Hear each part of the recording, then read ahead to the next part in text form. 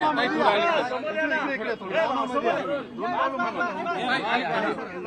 Ultimatum काय दिला तुम्ही आता आणि काय त्यांनी सांगितलं? मोहनदादा होते, सुषमाताई होत्या, गजाभाऊ थरकुटे होते, अनेक आमच्या सर्व पक्षाचे पदाधिकारी होते, पुणेकर होते. याच्यामध्ये आमचं एकच म्हणणं आहे की हे बार बंद झाले पाहिजे, ही पब संस्कृती मिटली पाहिजे. छत्रपतींचं हे पुणे आहे, वैभवशाली इतिहास सांगणारे पुणे आहे, विद्येचं माहेरघर आहे आणि या घरामध्ये येणारा विद्यार्थी पब संस्कृती घेणार आहे का, अंमली पदार्थ घेऊन जाणार आहे का, ही परिस्थिती पालकांना चिंताग्रस्त झालेली आहे.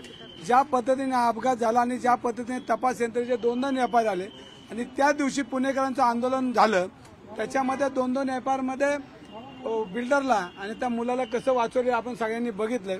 जे तपास अधिकारी डिफॉल्टर होते त्यांच्याला निलंबित केलं आणि अजय तावरेंकडे ती केस आज रक्तगट ज्या त्या दिवशी म्हणलो त्या ब्लड सॅम्पलमध्ये बदल झाला आणि ती वस्तू ती खरी ठरली. ह्याचा अर्थ की अजय तावरे काही एक हा धंदा नाही, डॉक्टर नावाखाली गोरं धंदा करणारा अजय तावरे ज्यांनी आतापर्यंत किती सॅम्पल बदललेत, किती रिपोर्ट किडनॅप विकलेत, त्याच्यात यादी आहे त्याची मोठी. आणि ताई म्हणल्याप्रमाणे आणि मी ड्रग्ज प्रकरणामध्ये ललित पाटील प्रकरणी अजय तावरेला त्यावेळेस अटक व्हायला पाहिजे होती. संजय ठाकूरला ज्या पद्धतीने अभय दिला आणि चुकीच्या पद्धतीने हे प्रकरण थांबवलं ते प्रकरण आज समोर आलेलं आहे. अजय तावरेने ज्या पद्धतीने चूक केली, चूक नाही ही वस्तू ती पाकिट संस्कृती, ह्याच्यामध्ये हसन मुश्रीफ साहेबांचा त्याच्यावर आशीर्वाद आहे आणि आशीर्वादाखाली हे काय धंदे चालत नाही.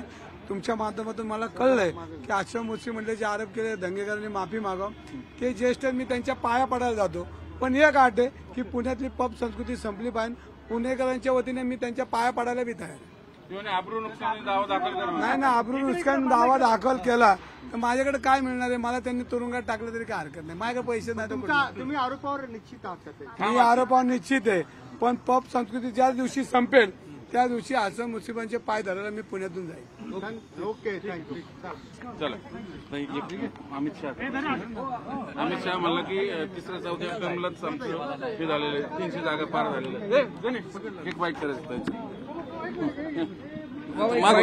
अरे तेच ना काही एक रवी भाऊ गेले तिकडे. दोनच मिनिटं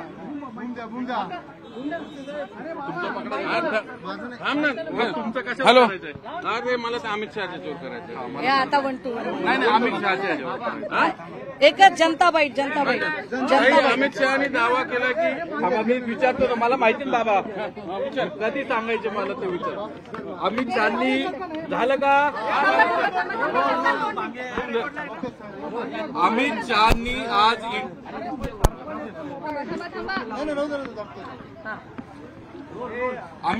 आज इंडियन एक्सप्रेसला मुलाखत दिलेली आहे. त्यांनी म्हटलेलं आहे की 6वा टप्पा झालाय, 7वा बाकी आहे, पण आमच्या 300 जागा येत आहेत एनडीएच्या. याचे 2 कारण असू शकतात. म्हणजे ते म्हणतात ना, दो बातें हो सकती है सनम तेरे इकरार की.